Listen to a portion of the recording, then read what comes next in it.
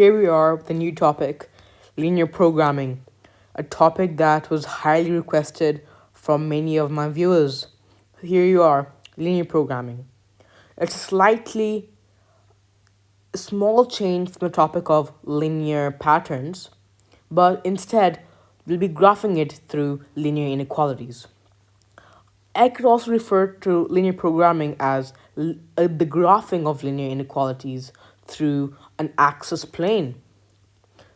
However, there are a few set of rules in this occasion.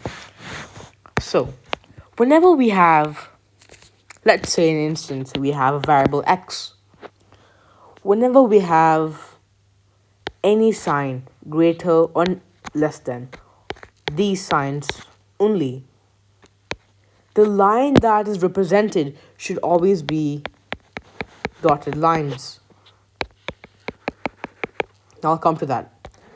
When we have greater than or equal to or less than or equal to, then we get a bolded line. Alright, don't worry yet. I'll get you a quick example. Let's say we were meant to graph x is greater or equal to and equal to 1. So what we do is, with this graph here, let's simply navigate number 1. Number 1 is here. So in this case, as we have x is greater than and equal to, we are meant to create a bolded line. And then shading. Since it says that x is greater than or equal to 1, it should go on the right hand side, so which is here. So we would have a graph that looks like this, and make sure it's continuous. Now if they ask us y is less than and equal to 1, so let's navigate 1 on the y-axis plane. Y is right there. So we would have y is here and 1 on the y-axis is right there. So we create a horizontal line. And since it is less than 1, we're meant to create a shaded area underneath the level y-axis of 1. So that would be right here.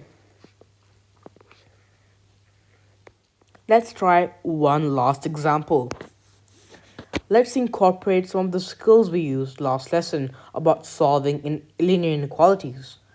So what if I were to ask you to graph 3x plus 3 is greater than or equal to 4? Let's solve this. So let's subtract 3 both sides. 3x is greater than or equal to 1. Therefore, x greater than or equal to 1 upon 3. And always remember that the greater than or equal sign always changes whether you're multiplying by a negative integer or multiplying by a negative integer. And this applies to all other signs: greater than, less than, greater than or equal to, or less than or equal to.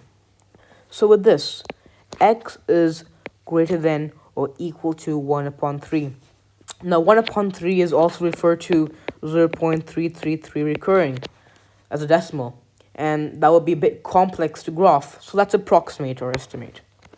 I'd estimate that 0.33 on the x-axis plane would reach out to be somewhere about here. Let's approximate for now. And since it is greater than or equal to, so let's first create our line. So our line should reach out somewhere about here. Perfect.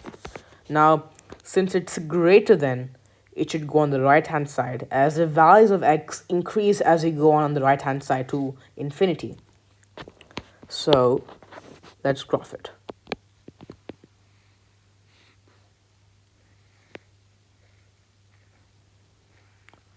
And this should go on forever.